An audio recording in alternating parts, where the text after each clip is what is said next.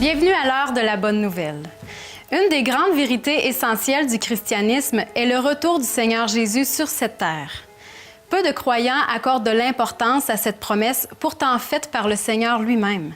Mais qu'en est-il de vous? La Bible dit que Jésus va revenir. Si c'est vrai, qu'est-ce que ça changerait pour vous? Le design de Galaxy. Ça change rien. Absolument rien. Je pense que si tu restes une bonne personne puis tu fais du bien autour de toi, qu'il soit là, qu'il soit pas là. Oh, ben là, ça ne changera pas grand-chose. Parce que moi, je suis sur le déclin de la vie. Pour moi, il est toujours là. De toute façon, c'est pas pour demain. Ça va être, je sais pas quand, mais en tout cas, personne ne le sait. Jésus revient tous les jours dans notre vie. Dans le sens par les autres, par le bien qui se fait tôt ou tard. S'il revient en tant que personne, je sais pas, non. Je le sens, il est toujours vivant. Allons maintenant rejoindre François, Jean-Pierre et Gaston en Israël, tout près du Mont des Oliviers, un endroit symbolique pour tous les croyants. Eh bien, François, pendant que nous sommes encore face à cette belle montagne du Mont des Oliviers, j'aimerais porter l'attention des auditeurs sur une section de cette montagne qui peut-être est intrigante pour certains d'entre eux. C'est toute cette section qui est comme beige. Pourquoi est-ce que là, c'est vert et que là, c'est beige? Parce que cette section, en réalité, c'est un cimetière. C'est des milliers d'ossuaires qui sont là, et ça depuis fort longtemps. Mais lorsque nous sommes devant un cimetière, ça nous ramène aussi à une vérité importante. C'est que notre vie, ou en fait notre dernière adresse terrestre à nous tous, sera quelque part dans un cimetière. Et l'heure de la bonne nouvelle, Jean-Pierre, existe justement en relation avec cette terrible réalité de la mort, parce que nous sommes appelés à vivre éternellement. La Bible nous dit clairement que ou on va être dans l'éternité, loin de Dieu, pour l'éternité, ou on va être dans sa présence. Et tout ça est en relation directe avec le message de l'Évangile que nous vous présentons semaine après semaine à l'heure de la bonne nouvelle. Alors, c'est important de réaliser qu'il y a une décision à prendre face au message que nous prêchons. Concernant cette montagne, j'aimerais dire qu'il n'y a pas moins que 70 000 personnes qui ont été enterrées dans cette montagne. Selon certaines traditions juives, la dernière résurrection se produira ici. Mais si la montagne des Oliviers est liée à la mort de plusieurs, elle est aussi liée à un Sauveur vivant, remontant au ciel, car c'est d'ici que le Seigneur Jésus est retourné auprès de son Père, où il intercède pour ceux qui se tournent vers lui, nous dit la Bible.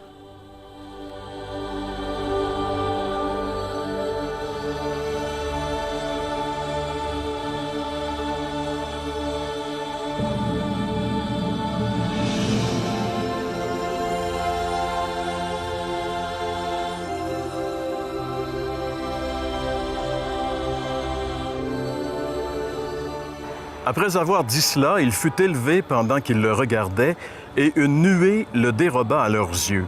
Et comme ils avaient les regards fixés vers le ciel pendant qu'ils s'en allaient, voici 2 hommes vêtus de blanc leur apparurent, et ils dirent, « Hommes galiléens, pourquoi vous arrêtez-vous à regarder au ciel? Ce Jésus qui a été enlevé du ciel, du milieu de vous, viendra de la même manière que vous l'avez vu allant au ciel. » Après avoir vécu 33 ans dans son pays, ici Israël, après être mort sur la croix comme la substitution de nos péchés, après être ressuscité d'entre les morts, c'est sur cette montagne derrière moi que Jésus s'est élevé vers le ciel. Il avait convié ses disciples à le retrouver ici, et alors qu'il leur parlait, il s'est mis à s'élever, et eux le regardaient monter, ils étaient ébahis, jusqu'à ce qu'un nuage le cache à leurs yeux. Et à ce moment, un ange est apparu et leur a dit cette phrase que nous avons lue, « Ce Jésus reviendra de la même manière que vous l'avez vu partir. » Et depuis ce jour, les chrétiens de tous les temps ont attendu ce jour glorieux, ce jour merveilleux, qui sera pour tous les êtres humains la plus grande de toutes les surprises, le retour de Jésus-Christ. La Bible affirme à plusieurs reprises que Jésus va revenir. Le livre de l'Apocalypse, le dernier livre de la Bible qui parle abondamment du retour de Jésus, nous précise dans son premier chapitre que lorsque Jésus va revenir, tout œil le verra. Où que nous soyons sur la planète Terre, nous allons voir le Seigneur Jésus revenir. Ce jour-là sera certainement le plus grand jour de toute l'histoire du christianisme. Tous ces chrétiens qui ont attendu, qui ont cru en Jésus sans le voir, qui l'ont attendu, le verront de leurs yeux ce jour-là.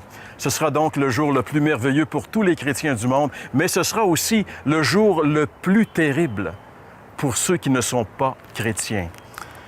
Dans la deuxième lettre qu'il écrit aux Thessaloniciens, l'apôtre Paul, concernant le retour de Jésus, dit ceci.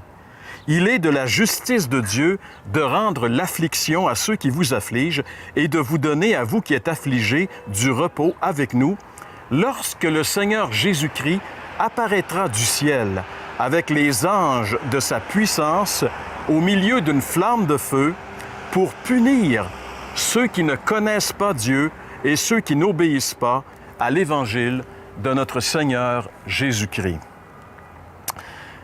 Une des raisons mentionnées ici dans ce passage pour le retour du Seigneur Jésus-Christ, c'est qu'il va venir pour punir. Punir qui? Punir ceux qui ne connaissent pas Dieu et ceux qui n'obéissent pas à l'Évangile. Ne pas connaître Dieu, c'est avoir refusé la révélation de Dieu. La Bible nous dit que Dieu se révèle dans la nature. Il est possible de connaître Dieu à travers la création. Dieu a laissé sa marque dans la création. C'est impossible de considérer les beautés de la création, l'immensité de l'univers, l'exactitude des lois physiques, sans réaliser que derrière la création, il y a un créateur. Mais aujourd'hui, on refuse, on a rejeté cette révélation. Mais Dieu s'est révélé aussi d'une manière très précise. La Bible dit qu'il s'est révélé dans la personne de son Fils. Il est l'empreinte de sa personne. Un jour, l'apôtre Pierre a dit « Montre-nous le Père » et Jésus a dit « Celui qui m'a vu a vu le Père ». Voir Jésus, c'était voir Dieu. Il était la révélation. Et vous savez, Jésus est la révélation complète, entière de Dieu, et Dieu a tout misé sur son Fils. La Bible dit « Dieu a tant aimé le monde qu'il a donné son Fils unique afin que quiconque croit en lui ne périsse pas, mais qu'il ait la vie éternelle. » C'est le plus grand don. Mais le refuser, c'est aussi le plus grand affront à faire à un Dieu si grand et si merveilleux. Et affronter Dieu de cette façon-là, faire affront au don de Dieu, c'est aller au-devant d'un jugement terrible. Et c'est pour ça que dans ce passage, l'apôtre Paul ici nous dit que Jésus va revenir pour punir les incrédules, pour punir ceux qui ont rejeté le don du Fils de Dieu. Que va-t-il se passer à ce moment-là? La Bible nous dit que ce sera absolument horrible pour les incrédules de tous les siècles. Mais il est possible que vous soyez croyants. Il est possible que vous soyez dans la catégorie des gens pour qui ce sera le jour le plus merveilleux. Tout cela dépend de ce que vous avez fait de Jésus dans votre vie. Est-ce que Jésus est votre Sauveur? Est-ce qu'il est votre Seigneur? L'avez-vous reçu? Avez-vous mis votre foi en lui? Jésus va revenir. Alors qu'il était il y a 2000 ans sur cette montagne et qu'il est monté vers le ciel, un ange est venu dire « Ce Jésus va revenir de la même façon que vous l'avez vu partir. » Oui, Jésus va revenir un jour, et ce jour-là, ceux qui ont cru en lui entreront avec lui dans la félicité éternelle. Mais ceux qui l'ont refusé, ceux qui n'ont pas cru en lui, la Bible dit qu'ils devront subir le châtiment, la punition du Seigneur Jésus qui va revenir dans une flamme de feu. Alors, mes amis, pendant que Jésus est accessible, pendant qu'il est possible de le recevoir comme notre Sauveur, pendant qu'il est possible de mettre notre confiance en lui et de réaliser qu'il nous a tellement aimés, il a quitté la gloire du ciel où il était dans la félicité. Il est venu dans un monde ténébreux, un monde qui l'a rejeté. Il le savait très bien que ce monde allait le rejeter. Ce monde l'a fait souffrir et ce monde l'a fait mourir sur une croix juste ici. Eh bien, ce Jésus-là vous aime et vous appelle encore aujourd'hui à venir à lui. Parce qu'un jour, il va revenir. Et ce jour-là, tout œil le verra et toute bouche sera fermée. Que ce jour soit pour vous le plus grand jour de votre existence, comme ce sera certainement pour moi le plus grand jour de mon existence, parce que depuis plusieurs années, Jésus est devenu mon Sauveur et mon Seigneur. Et en cet instant même, je prie qu'il puisse devenir votre Seigneur et votre Sauveur. Dans le présent message qu'on vient d'entendre, le dernier message de notre présente série par notre ami Jean-Pierre, il nous a parlé du retour du Seigneur, le retour de Jésus. Alors on peut se poser la question, mais pourquoi ce beau retour? C'est que Jésus aime, le Fils de Dieu aime les gens. Puis il vous aime ce matin. Et puis justement, il aimerait partager sa gloire avec nous. C'est pas une question tout simplement d'habiter dans le ciel là, auprès de lui, mais c'est de partager sa gloire. C'était sa prière ultime quand il était sur la terre, là, afin que là où il est, près du Père, bien, que nous y soyons, nous aussi, pour partager sa gloire. Mais alors, les disciples voulaient bien savoir quand le Seigneur allait revenir. Il peut revenir n'importe quel temps. Il pourrait revenir aujourd'hui même. Et justement, lorsqu'il revient, mais pour qui est-ce qu'il revient? Mais il revient justement pour ceux qui ont répondu à son appel. Oui, quand le Seigneur revient, ceux qui ont répondu à son appel, qui sont sauvés par sa grâce, bien ceux-là vont justement être parmi ceux qui vont partager sa gloire, qui vont ressusciter, revêtir un corps céleste pour être auprès du Seigneur. Mais les autres, bien alors, ça va être justement pour, comme on l'a entendu de notre ami Jean-Pierre, puis que l'Écriture l'enseigne, ça va être pour faire face justement au jugement, puis la colère de Dieu. Alors, chers amis, aujourd'hui, on aimerait justement vous demander, si vous ne l'avez jamais fait dans votre vie, de vous courber devant le Seigneur, puis justement de l'inviter comme votre sauveur personnel pour être parmi ceux qui attendent Jésus, qui sont sauvés par sa grâce. Tout dépend de votre choix. Amen. Si vous désirez poursuivre votre réflexion, je vous invite à nous contacter pour recevoir de la littérature offerte tout à fait gratuitement et ainsi vous pourrez poursuivre votre découverte de celui qui est le plus grand parmi les vivants. L'heure de la bonne nouvelle, casier postal 26006, Trois-Rivières, Québec, G8Y7M1 ou par téléphone au 1-866-509-1319 ou encore par courriel à info@hbn.ca.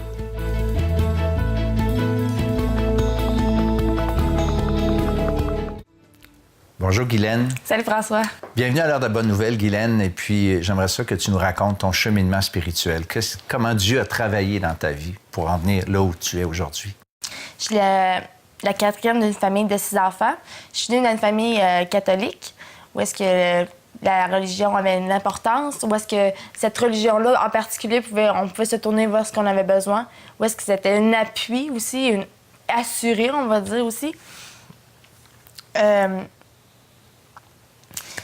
Moi, Dieu, j'y croyais, je savais qu'il était au-dessus de nous. J'étais une personne, c'était lui que je me tournais lorsque j'avais envie de pleurer, lorsque j'avais envie de crier, me confier aussi. La Bible, j'y croyais, je savais que c'était la parole de Dieu. Pour moi, c'était évident. C'est pas quelque chose que je doutais réellement. En 2003, mes parents ont décidé de quitter l'Église catholique par cause de déception. Dans la même année, on a commencé à fréquenter les assemblées chrétiennes. C'est là que j'ai rencontré des personnes qui m'ont expliqué ma position, mon état devant Dieu, que j'étais éloignée puis que je devais me repentir de mes péchés à cause de mon état pécheresse. J'avais beau être une bonne petite fille, pas boire, pas prendre d'alcool, pas fumer. Ça montrait clairement, juste à mentir, juste par mes défauts, que j'étais éloignée de Dieu puis que j'étais imparfaite. Il y a aussi que je me suis fait expliquer que Jésus-Christ était venu mourir pour moi, que Dieu avait envoyé son Fils unique mourir pour mes péchés. Puis ça, je le savais pas, puis je l'ai réalisé. Ce que je réalisais aussi, c'est que ce que je pensais, moi, premièrement, c'est que pourquoi prendre cette décision-là, ce choix-là? Parce que je savais que ça me demandait plus que prendre une décision. C'était vraiment une consécration. Ouais. Okay. Alors, je me suis dit, pourquoi pas attendre plus tard? Je vais être comme tout le monde, puis je vais pouvoir prendre mon temps comme tout le monde. Fait que dans la même année, mon frère Patrick, il a eu un accident de 4 roues. Il a perdu un œil droit, puis il a fallu l'annoncer. C'était un accident assez grave. Sa réaction m'a particulièrement touchée parce qu'il a dit « Dieu m'a laissé un œil, je sais comment m'en servir maintenant. » Puis moi, la réaction, c'était tout le contraire. C'est que Dieu t'a pas laissé un œil, Dieu te l'a enlevé. Réalise-le, il te l'a enlevé. Puis pour moi, c'était vraiment... qu'est-ce qu'il dit là? T'sais, moi, je trouvais ça absurde, là, tu sais.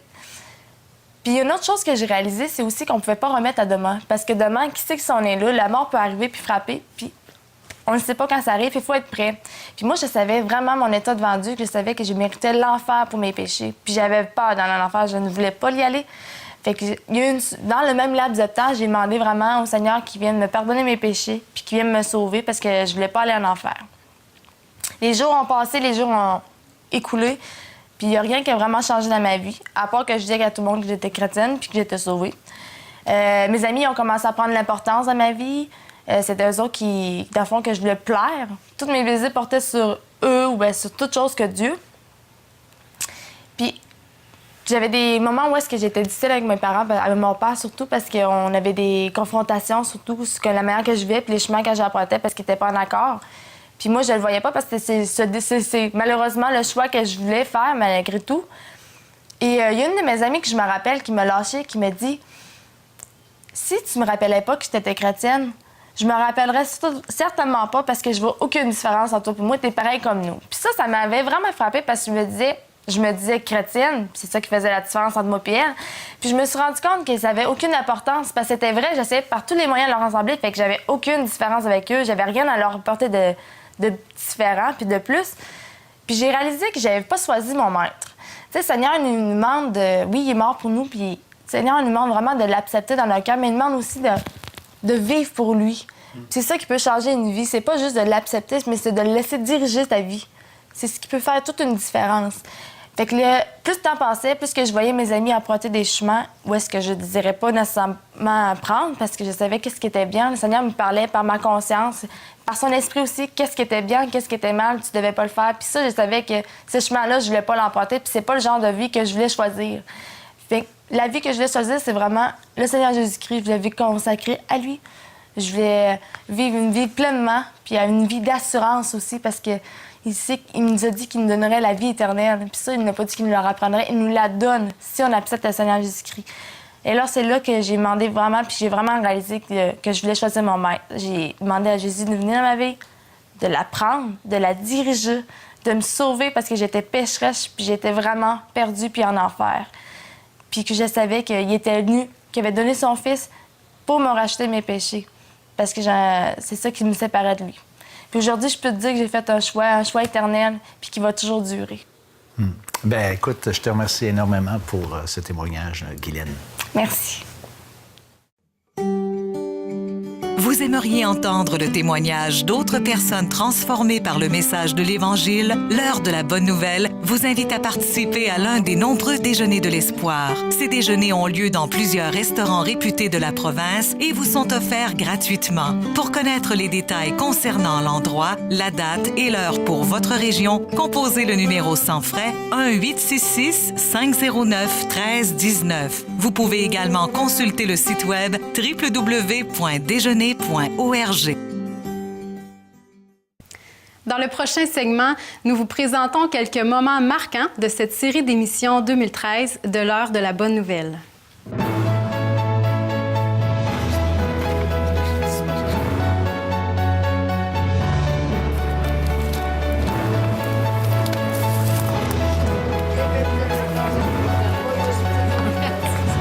C'est donc ici, dans ce lieu reconnu pour son idolâtrie et ses faux dieux, que Jésus sera révélé comme étant le Fils de Dieu. Mais j'aimerais vous poser la même question que Jésus a posée à ses disciples lorsqu'il était ici. Qui est Jésus pour vous? Qui est-il? J'aimerais vous dire que c'est la question la plus déterminante pour tout être humain. Parce qu'en réalité, notre destinée éternelle dépend de la réponse que nous donnons à cette question.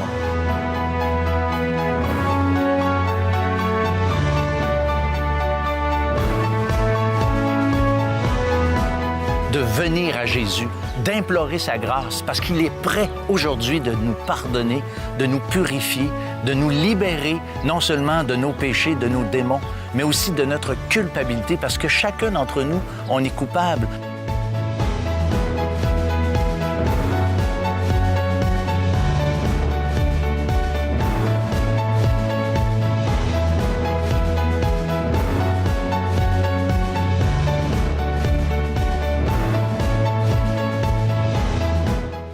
La Bible affirme hors de tout doute que Jésus est sorti victorieux du tombeau, qu'il est vivant, qu'il vit aujourd'hui. Et parce qu'il vit aujourd'hui, il peut avoir un impact incroyable dans votre vie.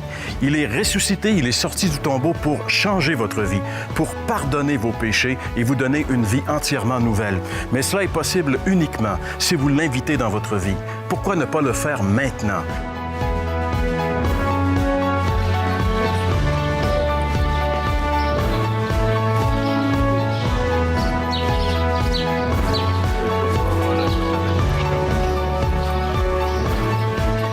Veux-tu être pardonné? Veux-tu être sauvé? C'est la question que le Seigneur vous pose à tous et à chacun. Alors, chers amis, c'est à vous de répondre à cet appel.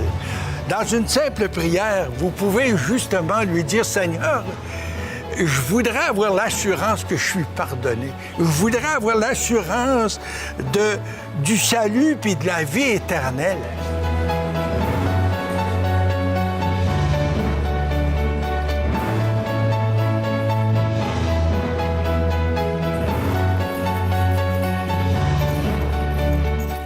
D'en arriver au point d'embrasser le rocher. Mais le rocher n'a pas de valeur, comme la croix de bois, par exemple, n'a pas de valeur non plus. C'est ce qui s'est passé sur cette croix qui fait la différence et non le matériel qui a été utilisé.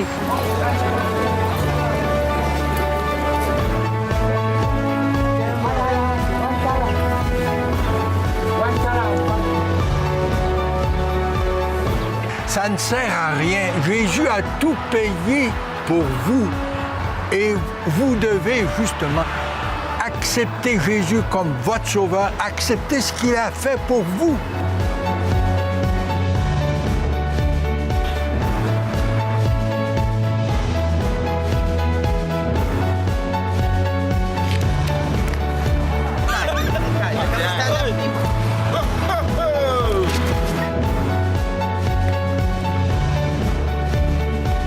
Donc, en réalité, cette découverte, elle est importante parce qu'elle a confirmé que la Bible que nous avons est vraiment un texte qui a été protégé par Dieu, puisque les siècles, le millénaire passé n'a pas altéré du tout le texte que nous avons, ce qui confirme qu'on peut vraiment faire confiance à la Bible. Elle est vraiment la parole de Dieu. Qumran est un peu un clin d'œil de Dieu qui vient confirmer cette vérité qui nous est si chère, à nous qui croyons, parce que toute notre foi repose sur les déclarations de la Bible que nous appelons la parole de Dieu.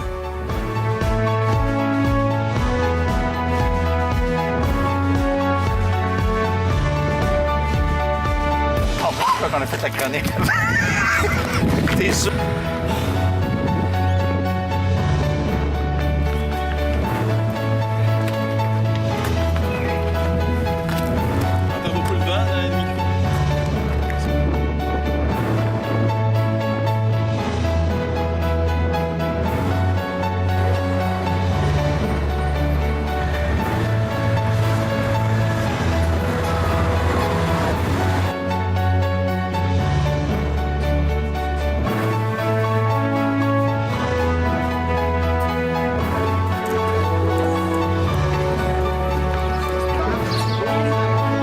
Alors, chers amis, aujourd'hui, on aimerait justement vous demander, si vous ne l'avez jamais fait dans votre vie, de vous courber devant le Seigneur, puis justement de l'inviter comme votre sauveur personnel pour être parmi ceux qui attendent Jésus, qui sont sauvés par sa grâce.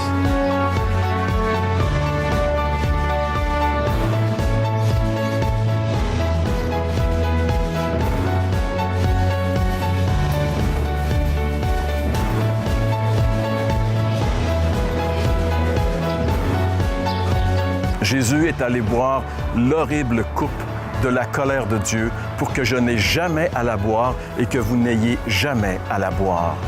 Si vous refusez de vous confier en Jésus comme le seul pardon de vos péchés, le seul substitut pour vous de vos péchés, bien, un jour, la Bible dit que vous aurez à boire l'horreur de la colère de Dieu.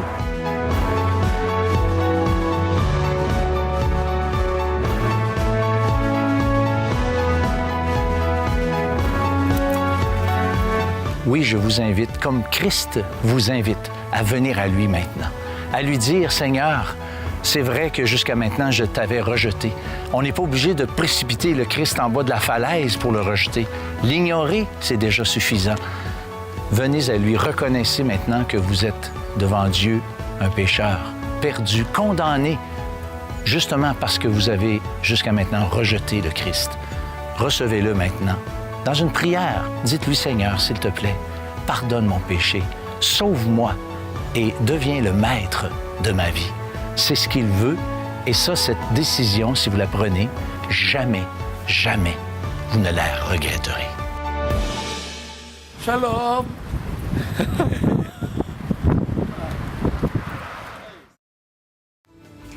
En espérant que cette série d'émissions vous a permis de découvrir ce Jésus qui a changé le cours de l'histoire de l'humanité tout entière, je vous convie à notre prochain rendez-vous la semaine prochaine pour une émission tout à fait spéciale de l'Heure de la Bonne Nouvelle qui a été enregistrée à la salle J. Antonio Thompson de Trois-Rivières dans le cadre de notre 50e anniversaire. C'est un rendez-vous à ne pas manquer.